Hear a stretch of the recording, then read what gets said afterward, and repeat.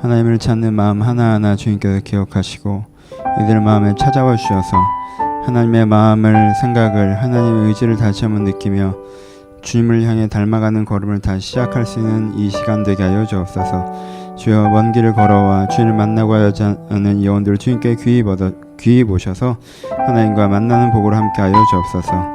저희가 말씀으로 교제하고자 하오니 전자 입술과 들은 자의 심령 가운데 함께 하셔서 하나님께 원하시는 그 말씀이 나누어질 수 있도록 축복하여 주옵소서. 감사드리며 살아계신 예수님의 이름으로 기도합니다. 아멘. 함께 나눌 말씀은 시편 17편 말씀입니다. 시편 17편 말씀.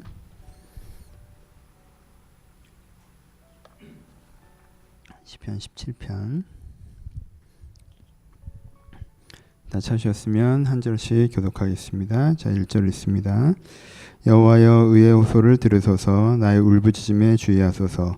거짓되지 아니한 입술에서 나오는 나의 기도에 귀를 기울이소서. 주께서 나를 판단하심으로 주의 눈으로 공평함을 살피소서.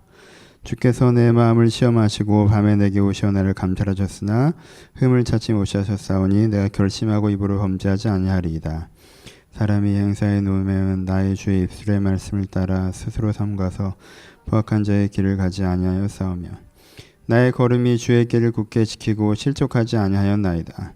하나님이여 내가 응답하심으로 내가 불렀사오니 내게 귀를 기울여 내 말을 들으소서. 주께 피하는 자들은 그 일어나 치는 자들에게서 오른손으로 구원하시는 주여 주의 기이한 사랑을 나타내소서. 영같이 지키시고 주의 나의 그늘아래 감추사 내 앞에서 나를 압제하는 악인들과 나의 목숨을 노리는 원수들에게서 벗어나게 하소서. 그들의 마음은 기름에 잠겼으며 그들의 입은 교만하게 말하나이다. 이제 우리가 걸어가는 것을 그들이 애워싸서 노려보고 땅에 넘어뜨려 하나이다. 그는 그 움켜진 것을 찢으려 하는 사자와 같으며 은밀한 곳에 엎드린 젊은 사자 같으니이다. 여호와 일어나 그를 대항하여 넘어뜨리고 주의 칼로 악에 내서 나의 영혼을 구원하소서. 여호와여 이 세상에서 살아있는 동안 그들의 분깃을 받은 사람들에게서 주의 손으로 나를 구하소서.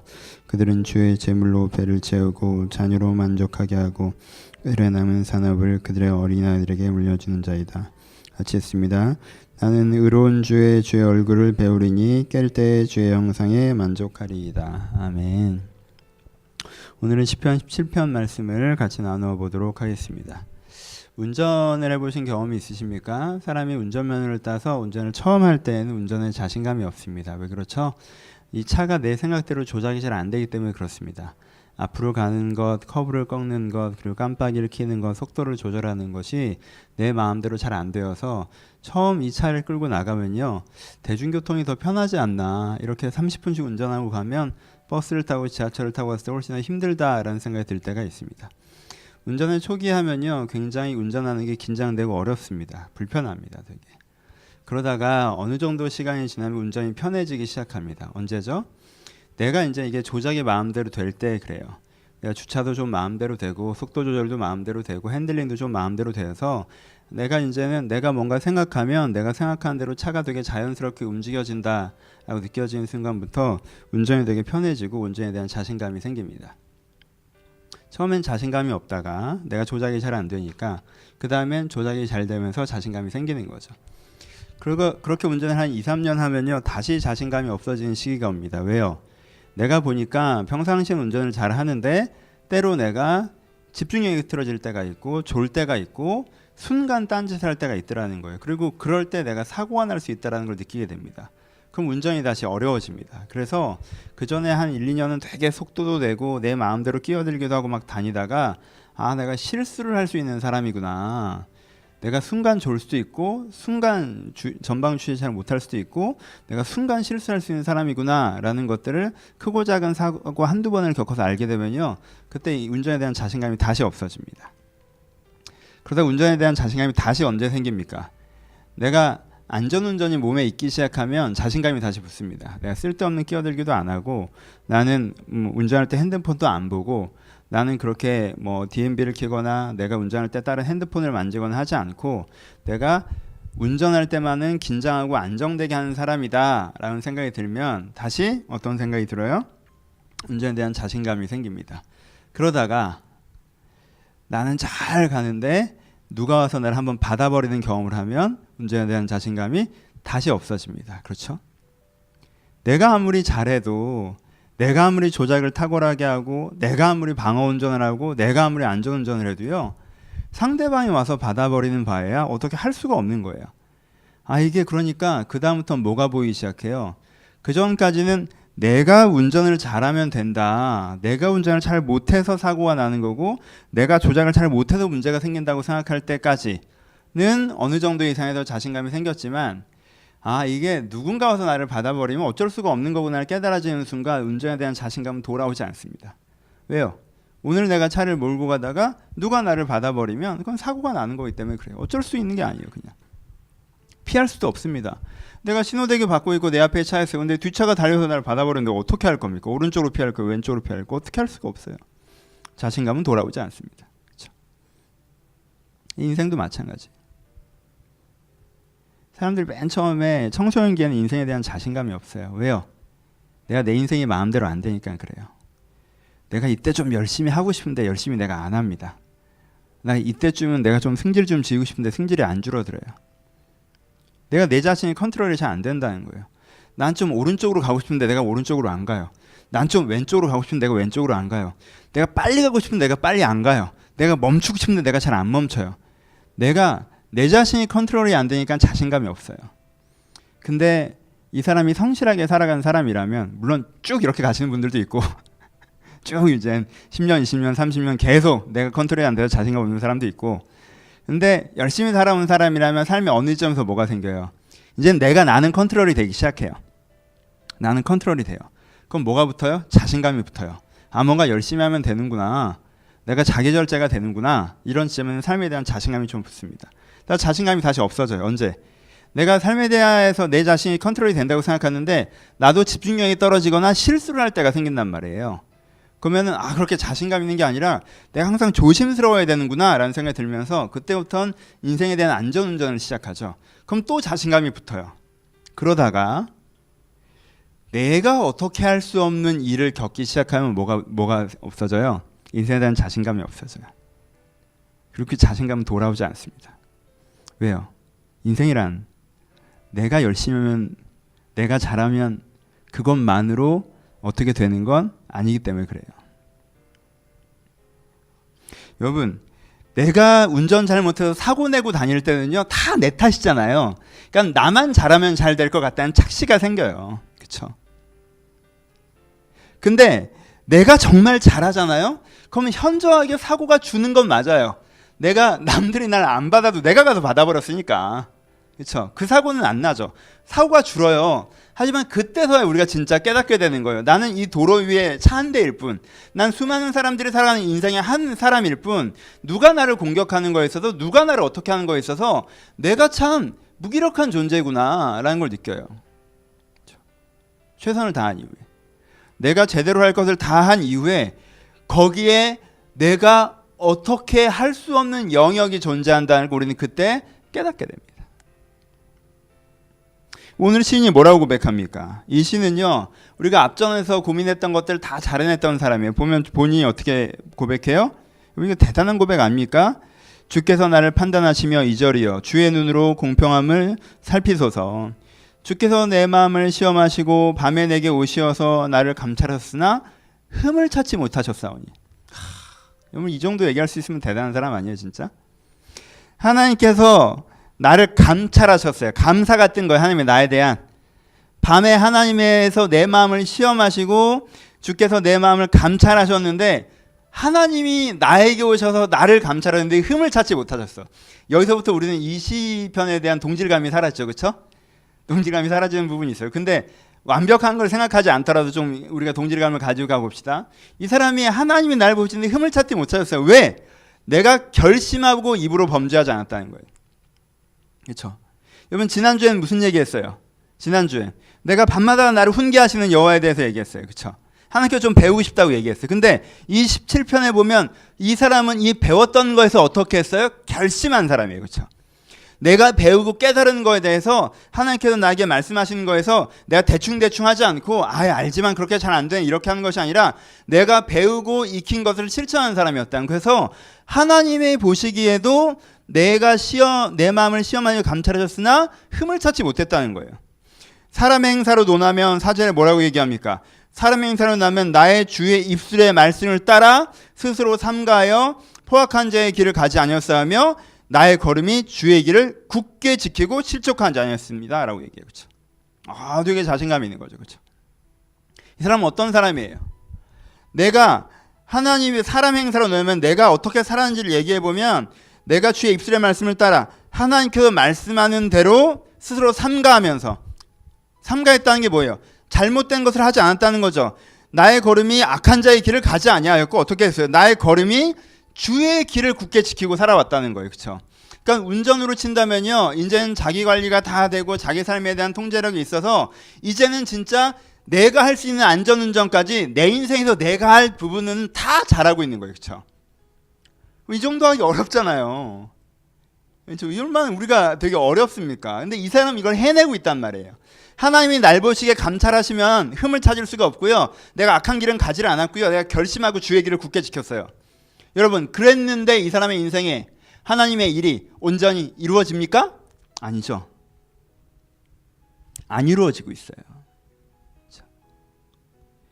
내가 정말 제대로 하고 있으나 내가 제대로 한다고 해서 모든 일이 다 잘 되고 있는 게 아니라는 거예요. 그렇게 내가 잘하고 있으나 뭐라고 얘기해요? 잘하고 있으나 그들의 마음은 기름에 잠겨서 그들의 마음은 교만하고 움킨 것을 찢는 사자처럼 은밀한 곳에서 젊은 사자와 같이 나를 찢으려고 하고 칼을 들고 있는 악인들이고 그들이 하나님의 것들을 빼앗아서 배를 불렀고 그들의 만족하는 것 자기의 것들로 자기의 자녀들을 만족하게 하고 그 남은 산업을 그들의 어린아이들에게 물려주는 자이다라고 얘기하죠. 그렇죠?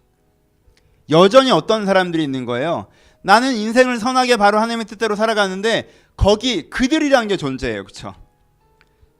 악한 방법으로 살아가면서 지들 잘 되면서 자기 자식까지 잘 되는 이 표현들이 그렇지 않습니까? 사람은 되게 가족주의가 있는 부분들이 우리나라 사람들 여전히 남아있는데 14절에 뭐라고 표현하냐면요, 그들이 주의 재물로 배를 채우고 자녀로 만족하게 하고 남은 산업을 그들의 어린아이에게 물려주는 자를 악인이라고 묘사합니다. 그렇죠? 문맥적으로 좀 다른 얘기일 수도 있겠지만, 그렇죠? 악인은 어떻게 묘사해요?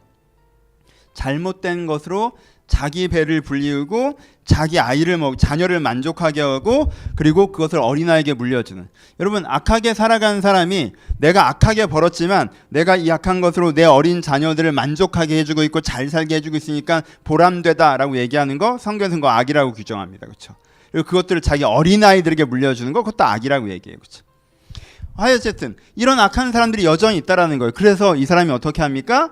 하나님, 내가 해야 될 것을 내가 다 똑바로 하고 있지만 내 인생에 여전히 내가 할 수 없는, 내가 어떻게 할 수 없는 저 사람들과 저 세계 가운데 변하지 않는 부분이 있으니 거기에 어떻게 하소서 주의 기이한 사랑을 나타내셔서 하나님께서 일해달라고 간구하는 부분이 오늘 본문 가운데 나오고 있습니다. 여러분, 오해하지 마세요.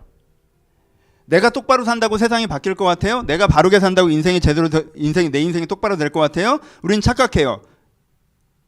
내가 잘하면 되지. 여러분, 내가 잘한다고 다 되는 게 아니에요. 내가 잘하더라도 내가 어찌할 수 없는 커다란 영역이 거기에 남아 있습니다. 여러분, 내가 사고 내고 다닐 때는 자꾸 나만 잘하면 된다고 생각해요. 그 말이 맞죠? 왜요? 최소한 내가 사고는 안 내야 될 거 아니에요.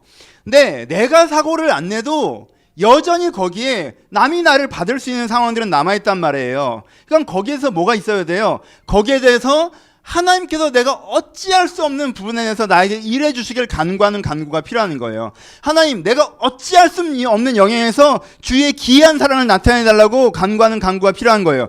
내가 주의 의로운 중에 주의 얼굴을 배우리니 내가 깰 때 주의 현상에 만족할지로다. 내가 지금은 잠들어 있는 것 같은 이 상황에서 내가 의로운 중에 내가 이렇게 똑바로 하다 보면 하나님께서 그곳 가운데 분명히 일하신 것을 내가 만나길 바랍니다라고 하고 걸어가고 있다라고 하는 거예요. 여러분, 이 고백이, 이 간구가, 이 기도가 필요합니다. 여러분, 많은 것들이 여러분들 손에 달려있다는 착각을 버리세요. 내가 우주의 중심인 같은 어린아이 같은 마음을 버려야 됩니다. 어린아이는 다 자기가 중심에서 돌아간다고 생각하죠. 엄마 아빠가 싸우면 자기 탓이라고 생각해요. 여러분 그게 열이고 연약함이어서 그래서 아이들 앞에는 싸우면 안 돼 이 말도 맞지만 왜 그렇게 생각해요? 우주의 중심이 자기인 줄 안다니까? 우주의 중심이 자기인 줄 알아요. 별똥별이 떨어지면 내가 소원을 빌면 되는 줄 안단 말이에요. 여러분 별은 여러분들 소원 빌라고 떨어지는 게 아니에요. 그쵸? 왜 우주의 중심이 나냐고. 어린아이일수록 자기가 우주의 중심이라고 생각해요. 내가 잘하면 될 거라고 생각해요. 아니에요. 내가 잘해도 안 되는 게 훨씬 더 많아요. 근데 내가 잘하는 것조차 하지 않으면 그 다음에 할 말이 없는 거지. 그치? 그러니까 내가 정말 여러분 인생이 바뀌려면 뭘 하셔야 돼요? 일단은 내가 내 인생이 정말 바뀌려면 일단 나는 잘해야죠. 왜요? 내가 잘하는 게 내가 그것을 원한다는 기도이고 소원 중에 첫 번째가 아니겠습니까? 내가 안 하면서 하나님께 해주시기를 바란다는 건 원하지 않는다는 거죠. 내가 할 수 있는 부분도 안 하면서 하나님 해주세요라고 얘기한 건 게으르고 자기의 짐을 하나님께 던지는 거니까 그건 시작조차 되지 않아요. 하지만 내가 잘 하더라도 거기에 뭐가 있어야 돼요? 하나님이 해주시는 영역이 분명히 있어야 돼요. 그러니까 내가 열심히 하고 있으니까, 내가 성실하고 있으니까, 내가 제대로 하고 있으니까 좋은 날이 오겠지, 잘 되겠지. 내가 하나님 앞에 흠이 없잖아. 내가 하나님 앞에 바르게 하고 있잖아. 내가 잘하고 있는데 왜 안 되는 거야? 왜 이 모양인 거야? 이거 잘해도 안 되나 보네. 그게 아니에요. 여러분 세상의 중심이 아니에요. 내가 잘해도 잘 안 돼요. 내가 잘한다고 되는 게 아니에요. 그러니 내가 잘하고 나서 그 다음에도 겸손히 무릎 꿇고 아버지 내가 할 수 없는 곳에서 주님께 일하여 달라고 기도해야 되는 거예요. 내가 열심히 한 것이 뭐 그렇게 대단한 것처럼, 내가 최선을 다한 것이, 내가 제대로 한 것이 뭐 모든 전부를 한 것처럼, 세상의 중심이 나이니까 내가 똑바로 했으니까 세상이 똑바로 돌아가야 된다고 얘기하는 것이 아니라, 나처럼 부족하고 미약한 자이나 내가 주님 앞에서 내 할 분기를 다 한 이후에 내가 하지 못하는 것들에 대해서 주의 기이한 사랑을 구하오니 하나님 내 인생 가운데 일하여 달라고 간구하셔야 합니다. 말씀 마무리해 봅시다. 우리는 자주 교만으로 던져져요. 교만은 무엇입니까? 자기중심성입니다. 자기중심성이 무엇입니까? 내가 중심이라고 생각하는 거예요. 내가 중심이라고 생각하는. 그러면 내가 중심이라고 생각하는 한, 내가 중심이라고 생각하는 한, 내가 잘하면 된다라고 생각하는 한, 우리는 어느 지점에서 하나님을 배제할 수밖에 없어요. 난 중심이 아니에요. 내가 잘한다고 되는 게 아니에요. 내가 잘한 이후에 나 같은 거 하나가 잘한다고 세상이 바뀌지 않으니까, 내가 내 차를 다른 사람을 안 받는 것까지 내가 할 수 있는 것이지, 다른 사람이 나에게 달려드는 걸 내가 어떻게 할 수 없으니까, 아버지 내가 내 것을 똑바로 하겠습니다. 하지만 주여 내가 할 수 없는 것 가운데 주님께서 도와주세요. 내가 왜 똑바로 했는데 왜 이 모양이에요? 라고 얘기하는 게 아니라, 내가 내 것은 주님 앞에서 겸손히 성실을 감당하겠사오니 저 이것을 겸손히 성실을 감당하는데 진심을 좀 보시고 내가 할 수 없는 것 가운데 주님께 일하여 달라고 간구하시는 분이 되셔야 합니다. 두 가지만 적용하고 마무리합시다. 첫 번째, 왜 이야기를 하느냐. 제설교 어떤 부분은 기독교적 가치관인 부분들이 있어요. 그렇죠? 기독교적 가치관인 부분들이 있어요. 진리를 추구하고 사람을 사랑해라. 하나님께 주신 두 가지 삶의 기준입니다. 그렇죠? 기독교는 다른 것을 하는 게 아니에요. 진리를 추구하고 사람을 사랑하는 거예요. 그럼 돼요. 그래야 합니다. 근데 이런 가치관적 교육을 많이 받다 보면 내가 내 삶의 현장에서 진리를 추구하고 사람을 사랑하려고 하면 뭔가 나도 되게 잘 되고, 나도 뭔가 잘 행복하고, 내 일이 잘 되고 내 현장이 바뀔 거라는 기대감이 생겨요. 그 기대감이 틀린 건 아니에요. 근데 모자란 부분이 있습니다. 여러분, 가서 여러분들이 똑바로 한다고 곧장 그렇게 되는 게 아니에요. 그런 생각을 갖고 접근하면 어떻게 되는 줄 알아요? 이 사람처럼 많이 하지도 않아 놓고는 나 이 사람 수준을 잘 모르겠어.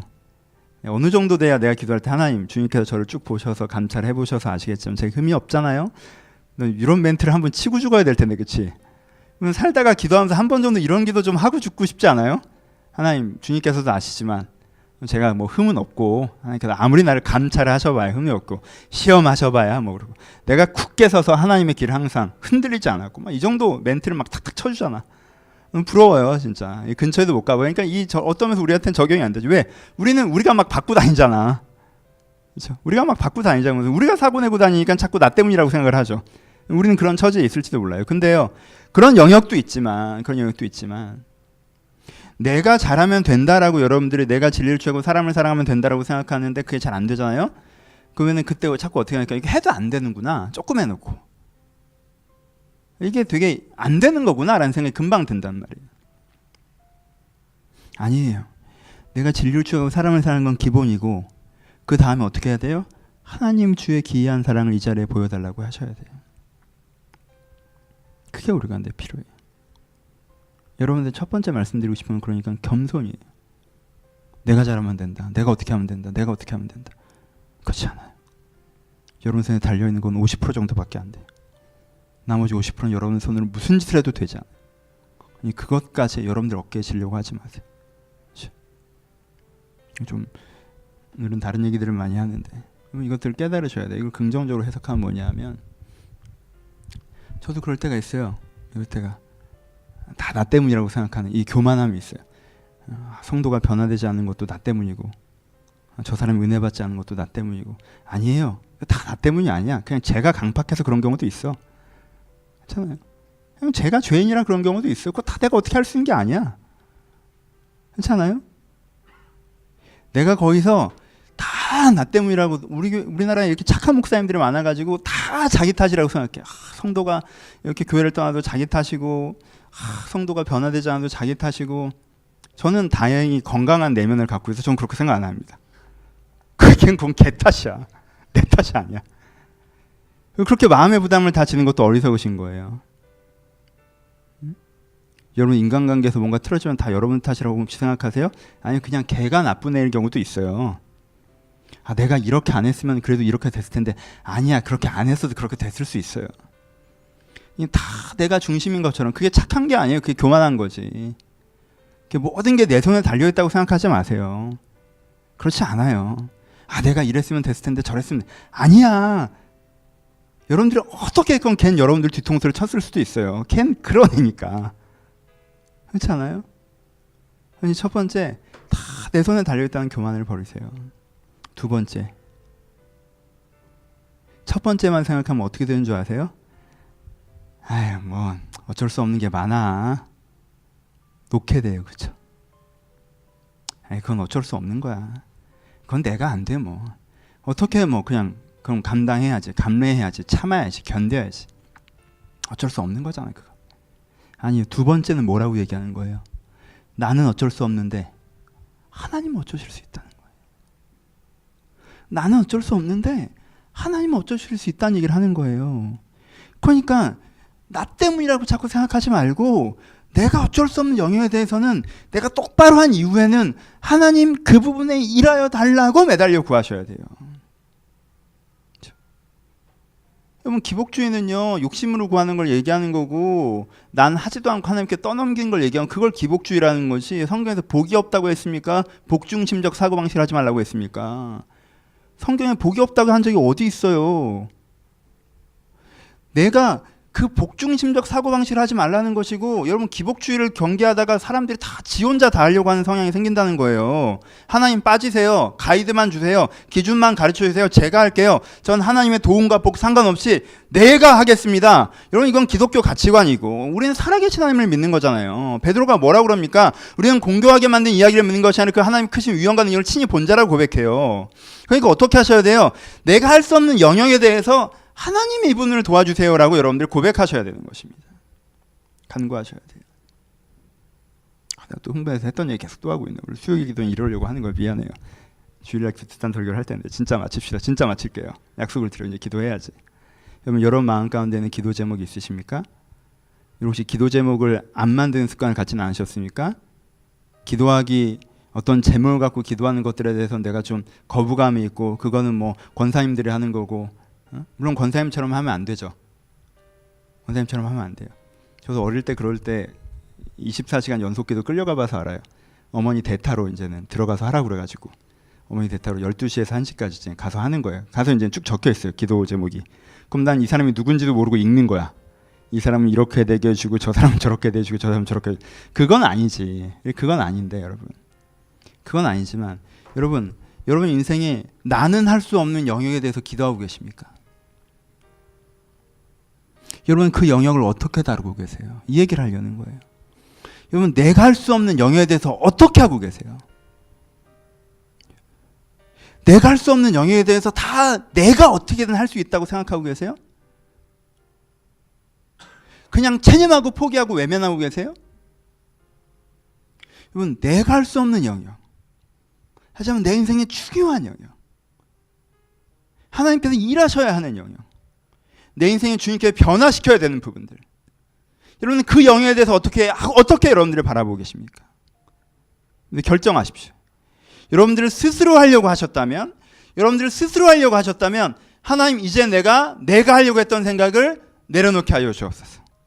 혹시 외면하고 계셨다면 하나님 이 영역에서 하나님이 일하심을 신뢰하오니 주여 나에게 기이한 사랑을 보이사 내가 깰 때의 주의 형상에 만족하게 하여 주옵소서. 그렇게 여러분들의 손에 달려있지 않은, 여러분 손에 닿지 않는 그 부분에 대해서 하나님께 맡겨드리고 하나님을 초대하는 기도들이 있었으면 좋겠습니다. 이렇게 주님을 초대할 때 이렇게 그곳에서 그 악한 자들에게 일하시고 약한 세상에 일하셔서 여러분들의 주님의 길을 굳게 하셨다면 그 길이 현저하게 넓어질 수 있도록, 그 길이 하나님 앞에 이를 수 있도록, 그 길이 세상을 바꿀 수 있도록 계속 인도해 나가실 것입니다. 그것을 갖고 기도하며 그곳에서 일하신 하나님을 만나가시기를 주님의 이름으로 축원합니다. 우리 같이 기도하시겠습니다. 생각해 보세요. 내가 할 수 없는 영역, 내 나한테 중요한 영역, 내가 그거에 대해서 어떻게 하고 있었는지. 하나님, 내가 외면하고 있었습니다. 하나님, 내가 계속 내 힘으로 어떻게 하는 건 줄 알고 나를 자책하고 내가 뭔가 다시 해보려고 하고 또 실망하고 스스로 정죄하고 그런 가운데 있었습니다. 주님, 나를 긍휼히 여기셔서 이제 내가 눈을 떠 하나님께서 그분에서 나를 도우셔야 됨을 인정하고 주님의 도움을 구하게 하여 주옵소서. 여러분의 태도를 다시 한번 돌아보시면서 여러분들 가운데 있는 그 영역에 대해서 기도하시는 시간이 있었으면 좋겠습니다. 함께 기도하겠습니다.